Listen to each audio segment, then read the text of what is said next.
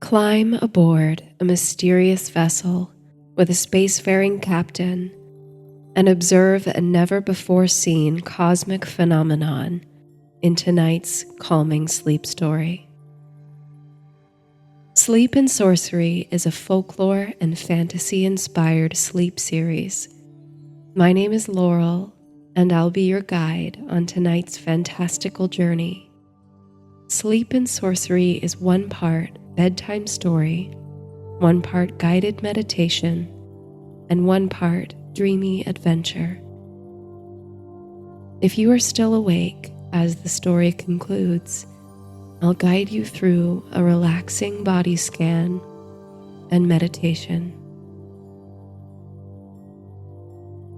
In tonight's bedtime story, you meet an otherworldly stranger who invites you to explore the cosmos aboard the vessel Arethusa.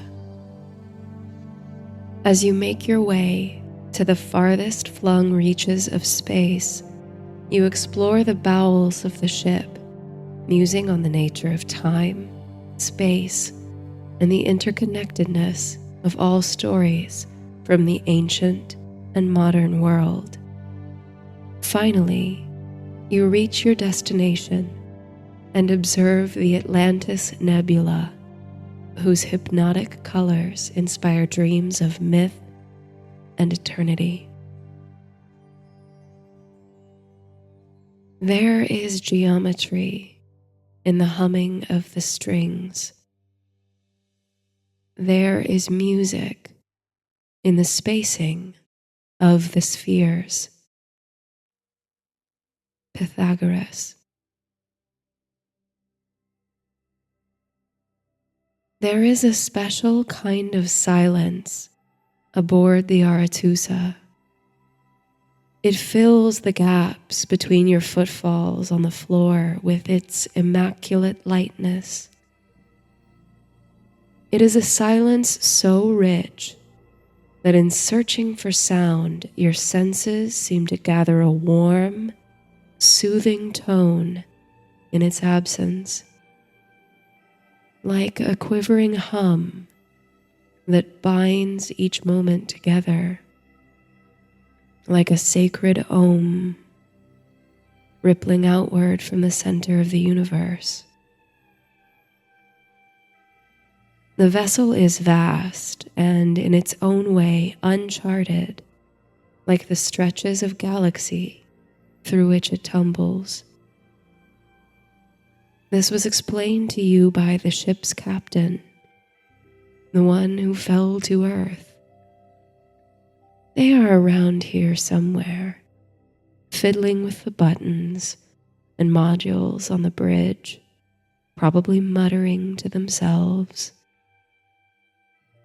In the short time you've known them, the captain, this is the only name they go by, has proven an eccentric and magnetic figure, youthful and somehow unimaginably ancient, deeply curious and yet seemingly omniscient, at times frivolous and at others grave and solemn. There's so much you'd like to know about them, but you know it will take time. With a sense of displacement, recognizing your position in the boundlessness of deep space, you realize that your first meeting with the captain took place not moments ago, but long, long ago. Time is something else entirely aboard the Arethusa. There was a series of novels that a beloved teacher read to you in your youth. It concerned a group of children, siblings if you remember correctly, who stumbled through a passageway into a world of talking animals, witches, and epic quests. The children had many great adventures in the other land, becoming royalty in their own right. growing into adulthood before passing back through the portal into their own world.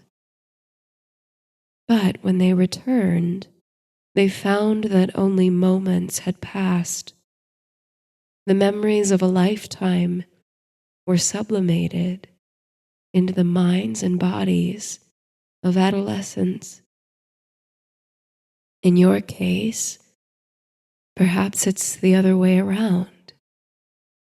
Time dilates, and what feels like mere moments to you, light years from Earth, was in fact perhaps a lifetime, or many. Rounding a curve, you begin to compose a mental map of the Arethusa. You've followed seemingly impossible passages and corridors to this point. If the laws of nature with which you're familiar are to be believed, you should have arrived back at the bridge.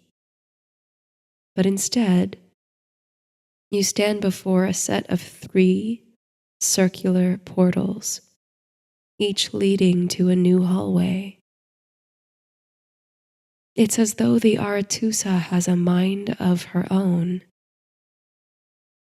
shifting playfully in response to your confident march, creating new networks of corridors to test you.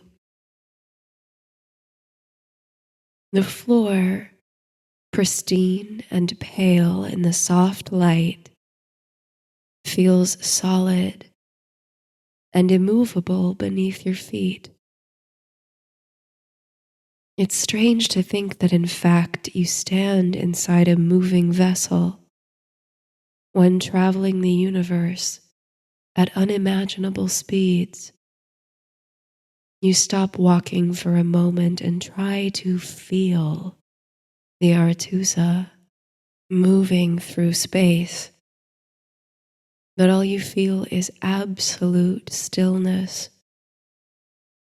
Your senses continue to reach, in spite of you, for the distant, whirling Om. For an instant you feel singular. From the moment mankind first began to walk the earth, they gazed upon the stars, looking to them for light, tracked their movements across the vastness of the dark sky to plot their ways,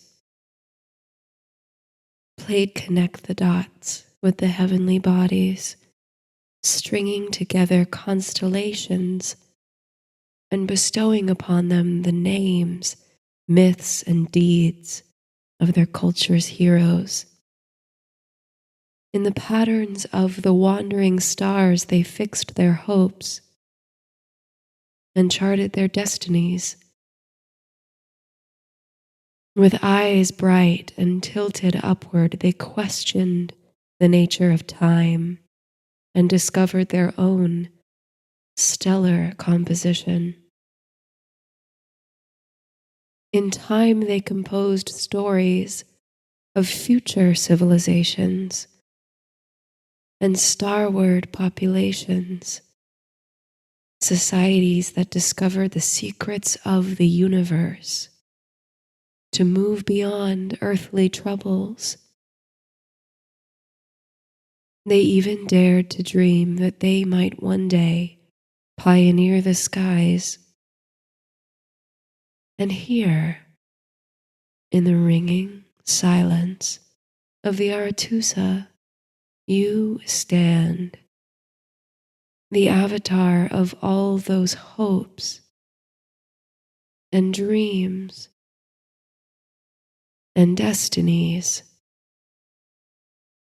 In the absence of earthly vibrations, for just an instant, you feel the presence of all mankind meet in you. like time has telescoped in on itself. A few years ago, you traveled to Reykjavik, intent on viewing the aurora borealis, that dazzling earthly phenomenon. You rented a small, remote cabin outside the city, and each night of your short stay, you made your way to the nearby lake, eyes skyward. Each night the sky remained dark until the last night before your return home. Above you, the ghost of an emerald ribbon shimmered and twisted in the black, its reflection in the lake below almost imperceptible. It was so faint, so nebulous, that you almost thought it could be your mind conjuring lights and patterns to cut through the darkness. Perhaps this same unconscious desire is what, in the minds of generations long past, invoked the spectacle of the wild hunt, Odin and his troops, mounted on horseback, galloping across the sky. You're not entirely sure why this memory arrives with such clarity now, but it gives you an unexpected sense of comfort. Something about the unpredictability of the universe, whether on Earth or in the skies. Perhaps you think of that night, that faint whisper of aurora, because it was in similar conditions, dark, cool night, barely perceptible disturbances in the night sky, that you first encountered the captain. On the eve of an important day, one on which you were expected to make a choice that might decide the rest of your life, you poured a cup of tea to calm your nerves, and wrapped in a knit blanket, went out onto your porch to sit and ponder. Eyes tilted toward the sky, no moon that night, you saw something faint and unusual. Squinting to make it out, you thought you saw a dim, slow-moving shooting star, or perhaps a comet. You can't say you're one who pays strict attention to star calendars or meteor shower guides, but something about the apparition seemed out of place. Still determined to pay it no mind, you returned your thoughts to the earthly and felt your body tense with the anticipation of the morning to come. While in many ways you felt as though your life and choices all led to this moment, part of you still seized with fear. This leap into the future would not be easy to reverse, should you find you have regrets. But the next time you looked upward, the apparition was no longer overhead, due east. As you prepared to dismiss it as a figment of your imagination, your eyes fell across the cascade of stars, and there, hurtling toward the horizon, no longer faint and imperceptible, was a gleaming light with a tail of fire. It was so close you might have reached out to grasp it. It continued to fall, gathering speed until you lost sight of it, obscured by the tree line, leaving your blanket and your mug of tea on the porch. You ran through the trees to find the source of the light. The thing had crashed less than a mile away, though far enough into the wood surrounding your neighborhood that it missed any homes or businesses. You came upon a smoking crater in the ground, and while your mind ran through the proper actions, call the authorities, run for help, you found yourself transfixed by the sight. For there, in the middle of the crater, was nothing more or less than the billowing wreckage of a hot air balloon. In the dim starlight, its parachute appeared a deep sage green. Later, by the light of day, you'd recognize it as more of a velvety seafoam color. Strange, the way a thing's core attributes can shift so massively with a subtle adjustment of light and time. Then out of the wreckage came a hand, clawing at the rim of the crater. You leapt forward to help, pulling the survivor to safety, and came face to face with a stranger. Even with clothes tattered and ragged from the crash, they were nothing short of magnificent, seeming to emit enough of a glow to compensate for the absence of the moon. Ice blue eyes, dark red hair, and an androgynous beauty. You struggled for words, so awestruck by their presence, but you finally collected yourself enough to offer your assistance. Could you take them to a hospital? Call someone for help? Miraculously, they were unharmed, but clearly distraught by the destruction of the balloon. Curiously, in lamenting the wreck, they spoke about the balloon as though it were human. So you offered, at the very least, a place to rest and recover before morning, when they could return, assess the damage, and make a plan to repair it. The stranger introduced themselves as the captain. Just the captain. Something in you trusted them immediately and implicitly. You brought them through the wood to your house, fixed another pot of tea, and prepared a late night snack, for which the captain thanked you profusely before inquiring about what other delicacies might be in your cupboards.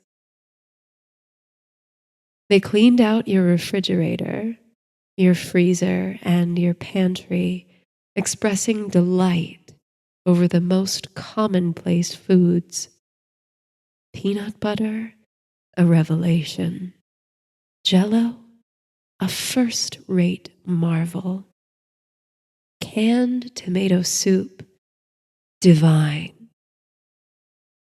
Being as yet unable to identify the captain's accent, you simply assumed they were from some distant country with limited imports.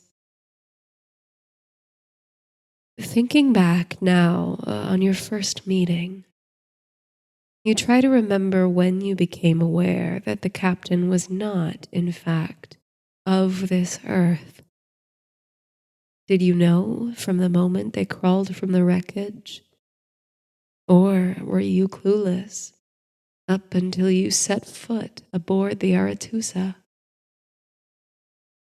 You suppose it doesn't matter, but it is strange how your memory seems to have warped in the short, no, endlessly long time you've known each other. That night, at last satiated, the captain prepared to return to the crash site. The repairs would take all night, but with a full belly and a clear head, they could be on their way tomorrow, with immense gratitude for your hospitality, of course. With surprise, you realized that the notion made you sad. In a few short hours, you had grown fond of the stranger and drawn by an insatiable curiosity to the mysteries surrounding them. Tomorrow held such uncertainty already. A marvelous stranger crash landing steps from your door seemed like a signal from the universe, if there ever was one. And didn't ancient people believe that comets and other cosmic anomalies were signals of great transformation, beginnings and endings? It was a doorway into another world, another life. On a sudden impulse, you called after the captain before they disappeared into the night. Take me with you. And they agreed with terms. You would take the night to sleep on it. If in the morning, under the clear light of day, you still wanted to join them, the captain would be waiting for you. Just take the night. You hardly slept a wink that night, so buzzing with adrenaline from the events of the evening, thoughts aflutter with the choice before you. Like two mystery doors. Behind door number one, the life you've planned, worked hard for, and dreamt of. But will it be everything you imagined? Behind door number two, wild-eyed possibility, the thrill of the unknown, the risk of the unknown. By first light, you knew which choice you would make. You stepped out onto the porch. A cold cup of tea still sat next to your rocking chair. And on the front lawn, the seafoam green parachute of a hot air balloon swelled and swayed in the morning breeze. Across the panels, you could read an unfamiliar word in swirly lettering. Arethusa. The captain leaned against the basket, a welcoming smile across their face. They helped you into the basket, but to your surprise, your feet fell not upon a woven base, but a smooth, solid floor. You looked at the captain, confused, and they asked if you were ready. Ready for what? You wanted to ask. But at that moment, the floor began to slowly lower, like an elevator descending into the ground. Except you weren't burrowing underground. You were sinking down level by level into the hidden depths of the Arethusa. You would later learn that the vessel could disguise itself as a commonplace transport or vehicle, the figure of the hot air balloon being a less than accurate guess as to the most common transportation methods of your when and where. Even more amazing, where its outer appearance suggested little space, the vessel was in fact gargantuan on the inside, a little world of its own, revealing a network of shifting, expanding corridors and chambers that respond intuitively to the passengers. This memory, so fond and yet so blurry, was either yesterday or a few weeks ago, or perhaps the lifetime of a star away. You feel so far from earthly concerns and commitments, so free. The captain, your guide to time and space, has shepherded you across an infinite threshold. You stand now before the three circular doorways, those elegant trials of the Arethusa's artful game.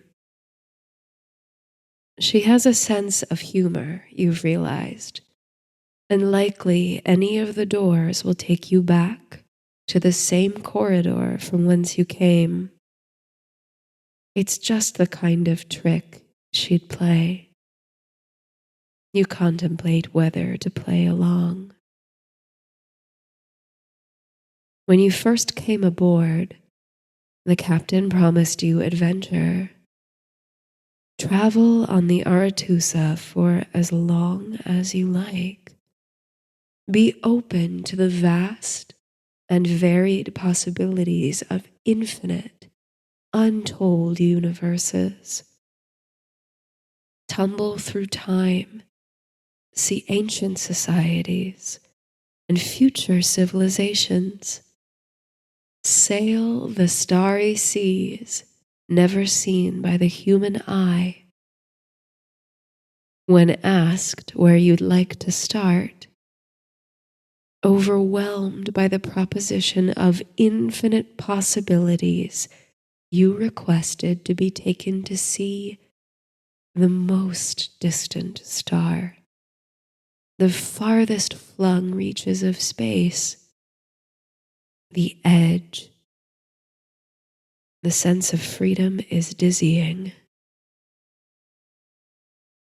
Since that question, time has stretched as though squeezed through a tube. You feel as if you've lived 100 lifetimes, just in the time it's taken to explore a few of the Arethusa's corridors. Yet you also feel the uncanny feeling that you just left home an hour ago. The course was set through some unintelligible exchange of passcodes and coordinates, a kind of mythic hybrid of futuristic launch sequence and ancient pagan ritual. There are many things about the captain and the Arethusa that feel this way, both ancient and untouchably new, both organic and synthetic. It sometimes makes you think of those films set in the galaxy far, far away. There's a speculative science fiction bent to it all, but underneath runs a current of old, resonant magic. According to the captain's interstellar maps, you travel for the Atlantis Nebula, a cosmic phenomenon whose existence is, so far, only the subject of conjecture. Like the lost kingdom for which it's named, the Atlantis Nebula is thought to have already been destroyed in the far reaches of space. But because of its supreme distance, no observer has yet recorded the light from the destruction. But the Arethusa's capabilities reach beyond those of ordinary spacecraft, and the captain assures you that the vessel can reach places and times unthinkable by traditional standards. In fact, if the rumors of the nebula's destruction light years in the past are true, then visiting the site will be rather like visiting a point in time in the distant past. Your mind boggles with the thoughts of legendary empires and dying stars. A once forgotten melody is ringing in your ears, hanging upon the sticky silence. A tale of antediluvian kings, hubris, and fate. It was just a metaphor, though, wasn't it? Atlantis? Something of Plato's? What is it about the silence of the Arethusa that's so loud, so specific, so alive? Why does it seem to spark continual discovery? The unearthing of memory after memory, making unexpected connections in your mind. Why, in the absence of sound, does your body sense the soul's vibration? Who was it that talked about the music of the spheres? The musica mundana. You can't remember where you learned the term, but the concept always had a bit of a hold on you. It's the idea that a kind of mathematical music in the movements of the celestial bodies, the spheres, formed the fabric of the universe. That this music, which couldn't be heard by the human ear, nevertheless resonated in the strings of energy to form all objects, energies, and relationships. That this sound was so natural to us as inhabitants of the musical universe that it's imperceptible, filling our senses from the moment of our birth, and thus indistinguishable from contrary silence. Another strange connection now rises to the surface of your mind. You chuckle as your inner thoughts roll in the voice of Judy Garland. If you can't find your heart's desire in your own backyard, you never lost it to begin with. With a bit of an aha revelation, you recognize the kind of game the Arethusa is playing with you. Instead of taking the bait, opening one of the portals before you, you turn on your heel and head back in the direction from which you came. Were this an ordinary vessel, one governed by the recognizable laws of matter and motion, you would round a long curve into a generator room. But you don't.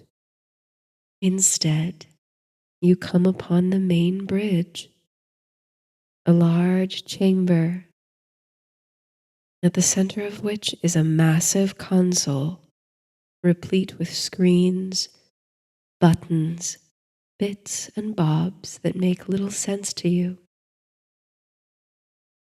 Seated at the console, booted feet up on the dashboard, nose buried in a thick volume with a title in some otherworldly language, is the captain. They hear you approach and greet you pleasantly.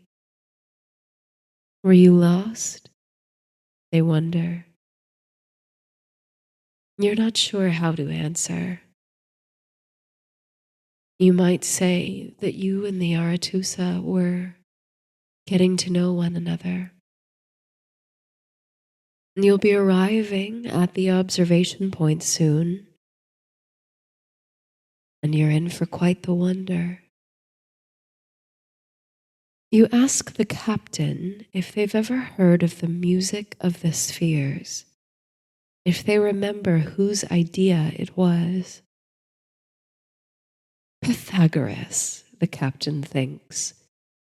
Would you like to meet him and ask him about it? After all of space and time are at your disposal. An intriguing notion, you think. Perhaps your next stop might be to ancient Greece, to meet the minds behind math and music.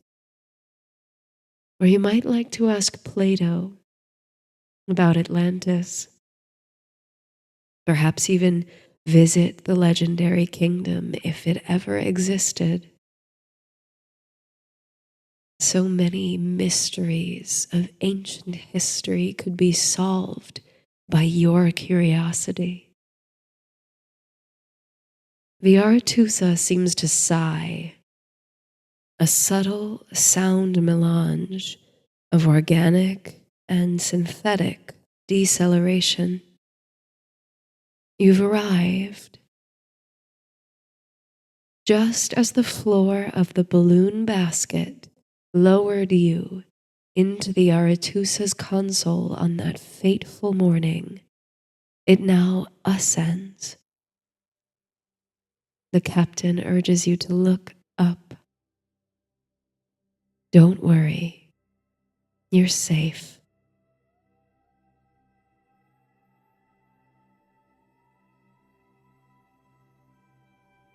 Above you, the Arethusa unfolds like a flower, like a cosmic lotus. Around you, infinity blooms, a panoply of stars and spheres. The floor, walls, and ceilings seem to vanish about you. But the captain assures you it's only an illusion, allowing you to see the fullness of your surroundings unencumbered. You stand as though upon a star. The contrast between velvet blackness and sparkling bright is a beauty that's almost too much to bear. Ahead, heretofore unseen by the naked eye, is the Atlantis Nebula, a resplendent display of color and shape. Against a backdrop of infinite stars, the diaphanous clouds of fuchsia, violet, and gold surround a concentrated ultraviolet mass at its core, a white dwarf. The interplay of color, brilliance, and form reminds you of crystalline structure, like a cosmic amethyst in the form of a dying star. Ribbons of gold stardust run through the vision in a shimmering helix, calling to mind a cavalcade of riders on the fiery sunset. Like Odin's wild hunt, your body hums with the vibrant frequencies that surround you. The full, glowing silence of the Arethusa harmonizes with the vibrations of the cosmos. You can't hear the musica mundana, but you can feel it nourishing your soul. Like a mantra, the universe repeats to the universe, from within you to without, like a sacred Om. Perhaps to Pythagoras next, you think. Eyes swimming with the hypnotic movement of stellar clouds, the shimmering colors of the nebula. Perhaps to Plato, or to the land of the Norse gods. But then, certainly, home.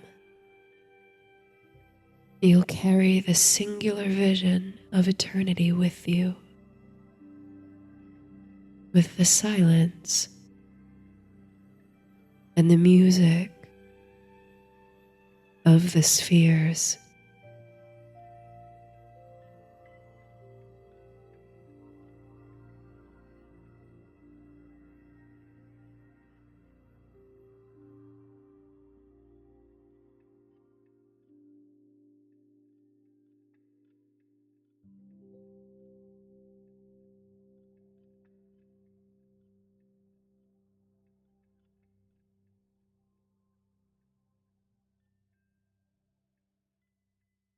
Breathe.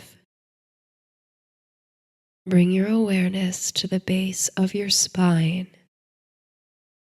your root chakra. Feel grounded on your sleep surface in whatever position you've chosen, and feel the hip points, the back of the body connecting to the earth. You're safe, secure, and you belong. Feel the earth support you unconditionally.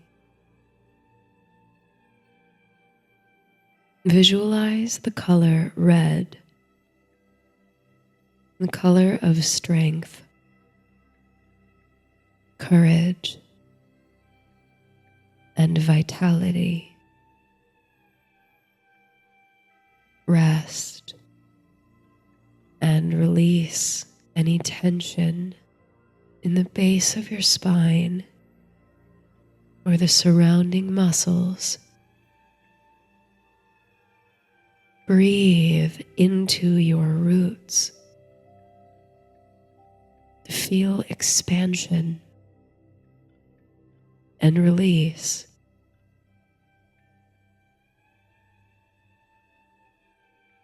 Move your attention to the lower abdomen. Focus on the space just below your navel. Breathe into that space, your sacrum. Feel the warmth and flow. Release any tension in your muscles. Feel the low belly expand and contract with your breath. You are creative and passionate. You feel deeply. Visualize the color orange, the color of creativity, passion, and emotion.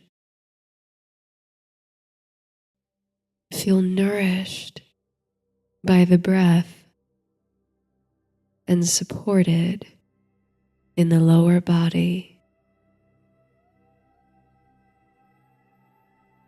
Move your awareness to the area between your chest and navel, just below your sternum. Breathe into this space, your solar plexus, and feel the breath bring vital heat and transformation throughout the chest and the belly and the body. Visualize the color yellow, the color of sunshine, joy, and self-esteem.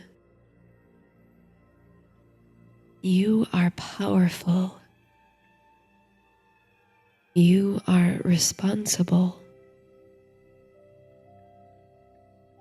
Feel nurtured by the flowing warmth, nourished by the breath, and supported by the earth. Now move your attention to the center of your chest, your heart. Breathe.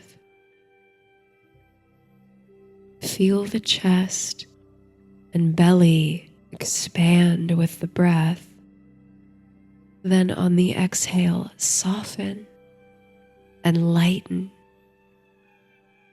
Feel the glowing warmth of love gently soften the muscles of your body into your sleep surface, and feel that love roll outward from within you to without. Visualize the color green, the color of renewal, spring, and serenity. Breathe into your heart space, continuing to soften with each exhale. Breathe in love. Breathe out love. You are loving, and you are loved.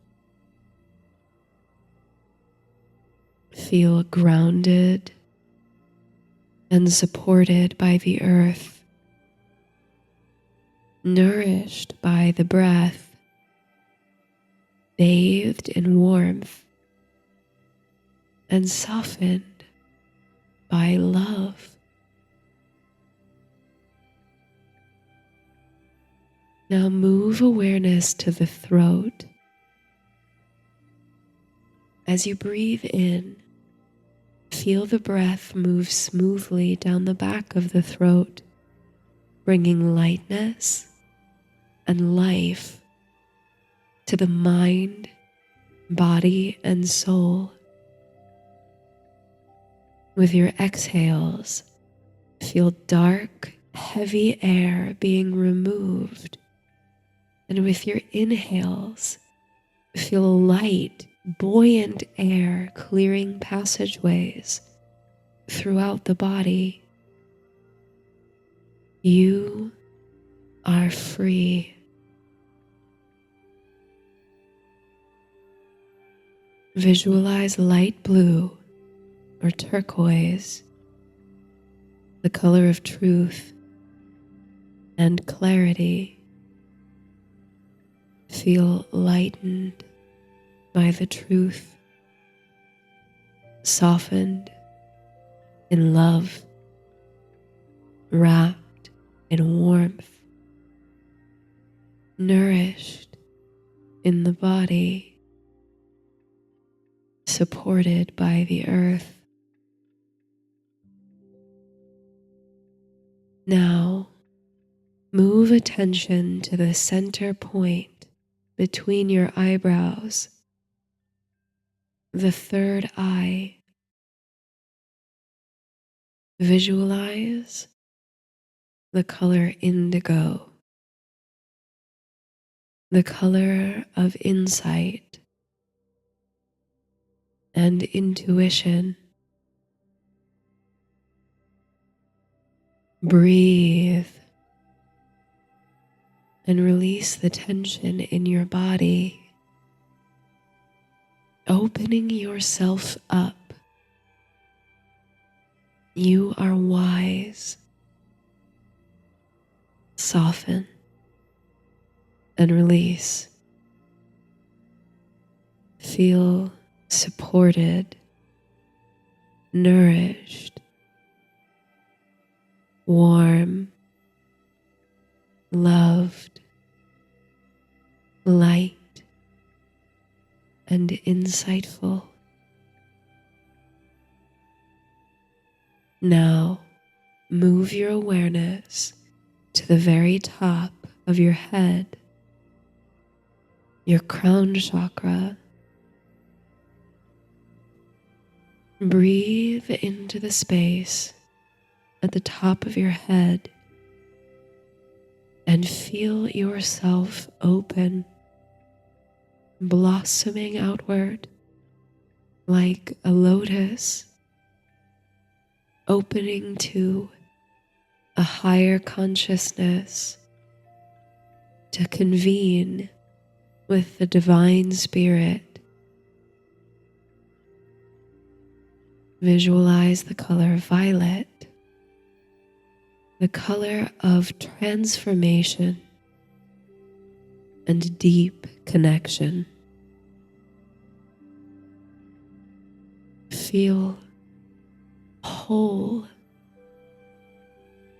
and bathed in the violet light from the crown of your head to the base of your spine, all the way to the tips of your toes. Feel a sense of harmony in your body, mind, and spirit. Breathe into the feeling of wholeness.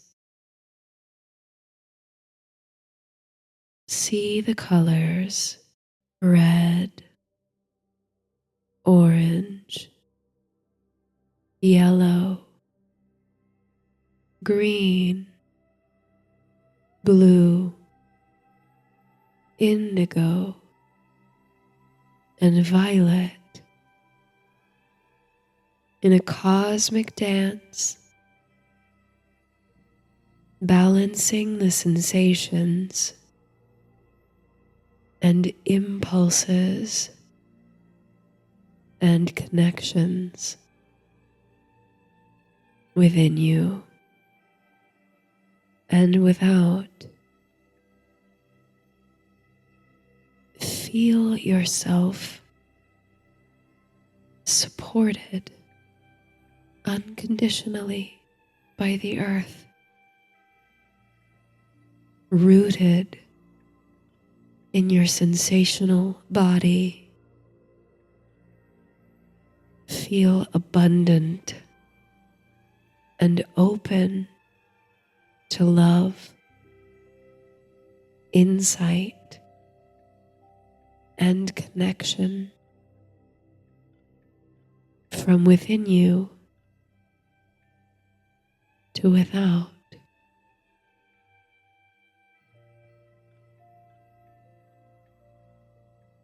Good night.